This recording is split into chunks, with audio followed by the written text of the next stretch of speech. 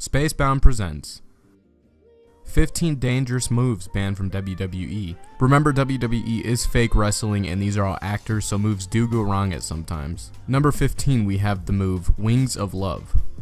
Performed by WWE's Michelle McCool, it was impressive to see someone her size handle this move with as much discipline and poise as she did.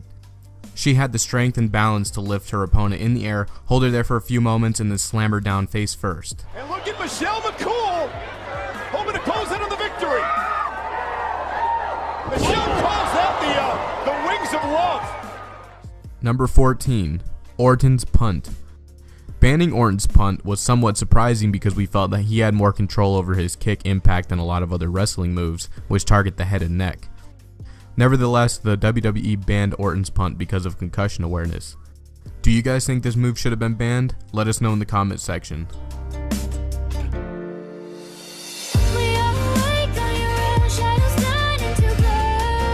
Number 13, Avalanche Bloody Sunday.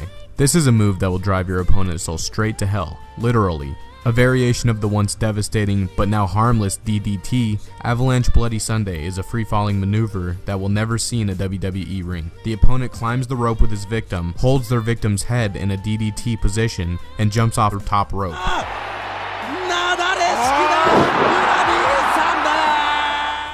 Number 12, Chair Shots to the Head. Chair shots used to be a move that everybody saw on a weekly basis. We can't necessarily call them a wrestling move, but their banning signified a permanent shift away from its TV 14 rated to PG rating. In fact, a chair shot is punishable by fine, although that didn't stop Triple H and Undertaker from using chairs during their WrestleMania 27 match.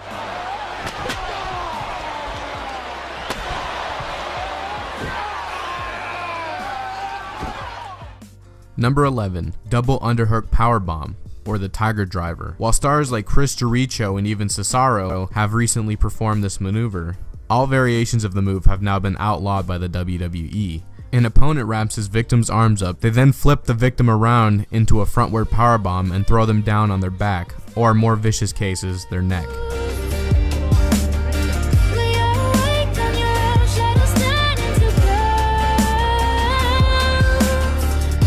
Number 10, the Canadian Destroyer.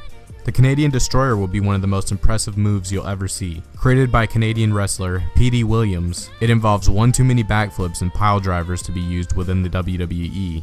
To perform the move, Williams would place his victim in a powerbomb position. He would then flip over his opponent's back and powerbomb them backwards. The clothesline, doubling over with the boot to the midsection. Oh my goodness, there it is! Did you see that? The Canadian Destroyer!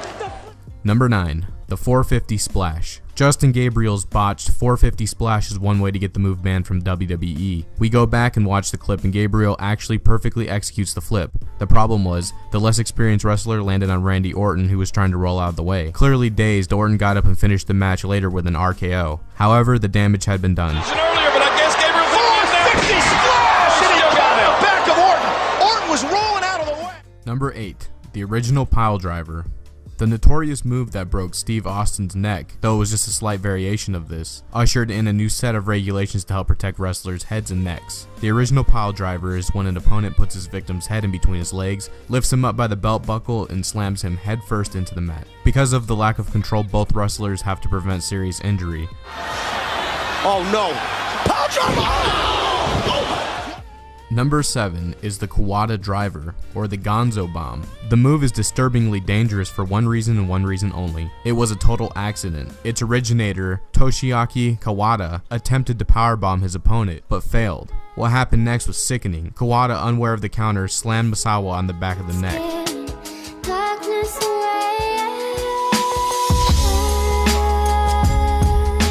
Number 6 is the double underhook back-to-back pile driver. Known informally as the Vertebreaker, this move was way above the head of the WWE Hurricane, both literally and figuratively, when he performed it during a live broadcast. For a company who usually leaves such moves to stronger wrestlers who can pick up and stabilize their opponent, it's shocking a mid-carder like the Hurricane would be given such a responsibility.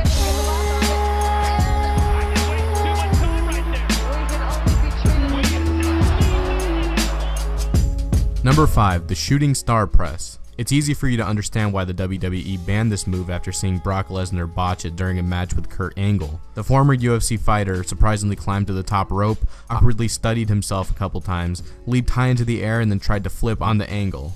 Instead of hitting his opponent, however, Lesnar completely missed and landed dangerously on his head. What the hell is this? What the hell's Lesnar doing, Cole? Oh my God! Lesnar went for the shooting star press! Number 4 is the apron brainbuster. Add in a turnbuckle and some ropes and you have yourself an apron brainbuster. Interestingly enough, the wrestler who often performed the move in Japan was Sami Zayn, who is now the residing NXT champion. It's hard to believe WWE would allow Zayn to bring the move to Raw or SmackDown because the brainbuster is banned, but we've seen the WWE bend rules for experienced performers before. King trying to block it though.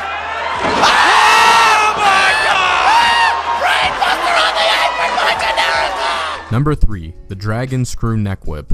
The Dragon Screw Neck Whip was perfected, if that's possible, by legendary wrestler Keiji Muto. It's a sudden, vicious move that has the opponent eventually landing directly on top of their head. The chance for whiplash or permanent vertebrae damage is extremely high. In short, the victim sets their feet on the top rope and then falls violently into the ring, whipping their victim's head in a downward motion.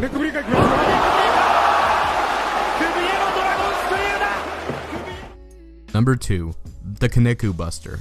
I'm not sure if I'd rather face a chair shot to the head or the Kaneko Buster. The Kaneko Buster forces the opponent to land directly on their neck rather than their upper back. An opponent lifts their victim as if they're performing the perfect plex, holds them high in the air, and then drops to his backside, driving their victim's neck straight into the former's shoulders.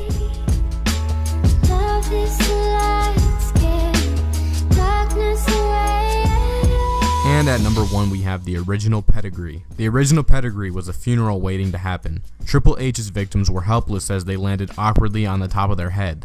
Worse, he held his victims' hands behind their back throughout the duration of the move, which forced them to take full impact of his finisher to their head rather than their hands, chest, or face like today, and we're confident the company wouldn't allow its variation to make a comeback anytime soon.